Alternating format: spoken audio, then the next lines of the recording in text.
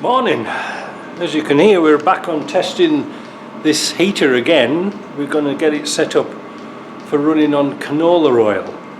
So I'm warming up the system so it's ready to put in. But a little bit of news. Now, I haven't been doing many videos lately because we've got other things on our mind.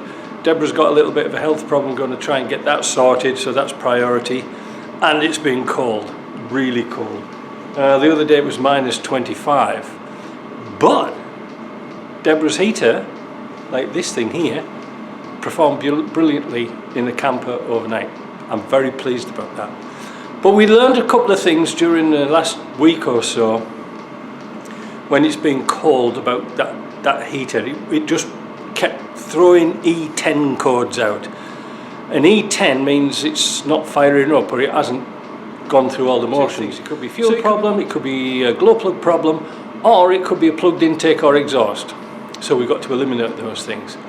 So I went up the other day when it was minus 8 and I took some kerosene. I put some kerosene in the diesel, and that helped until it got to about maybe minus 10, minus 12. Then it stopped again.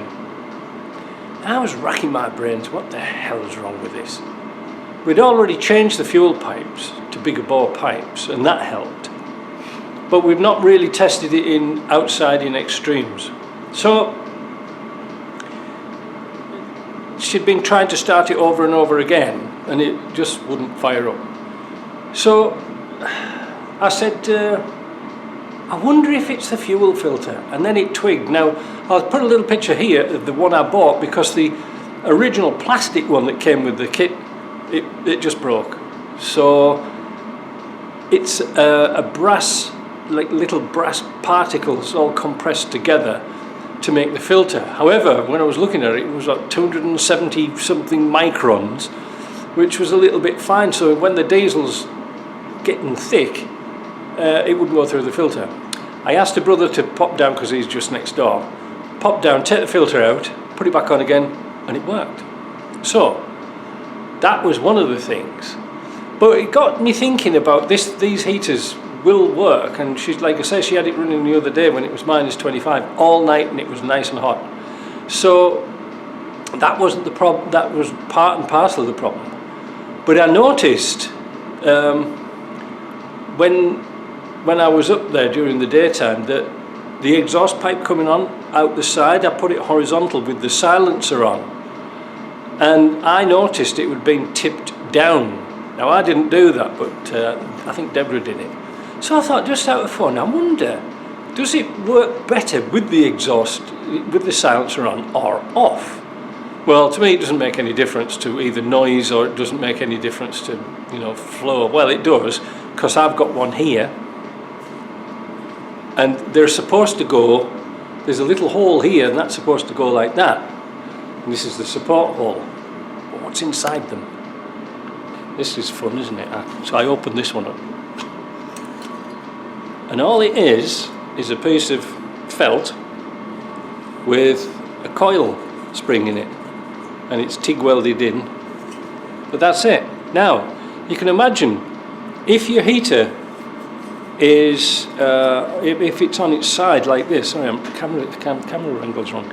And if you've got excess fuel or soot going in here, this is going to block up pretty bloody quickly. So for what they actually do, suggesting we won't put that back on, it doesn't make any sense really. And you can hear here, it doesn't make much of a difference. I'm thinking about making an extension copper pipe to go up over the top of the camper, and like with an elbow on the top, just to get rid of the fumes, because I'm always concerned about fumes getting into the camper. So that's my next job.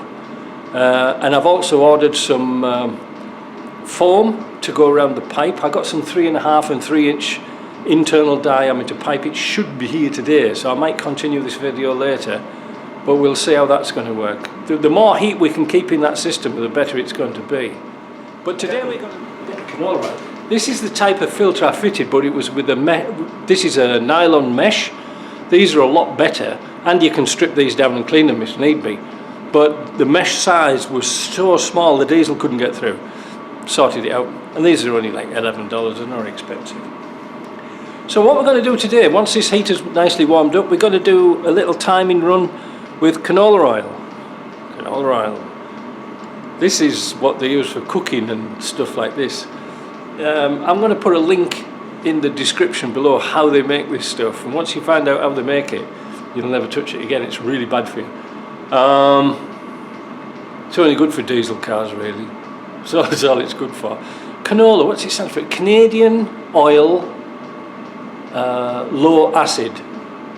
It was it came up with the idea for ships during the war because this stuff sticks to wet metal, which is why I used to use it as rust proofing. It's good stuff for rust proofing, and dogs seem to like it because they lick it off your mud flaps.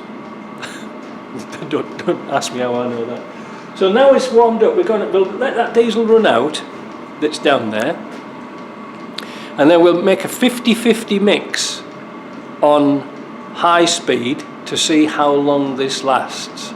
Could be interesting. Yeah, it could be an interesting thing. Like I said, there's not that many jobs coming in at the moment to do other videos on. That's why I'm sort of milking this coconut as much as I can, because like I say, it's been so cold to mess about outside, or to do other jobs. It hasn't really been worth coming downstairs just to put the fire on, and that's about it really. Anyway, let's get this set up, see what happens.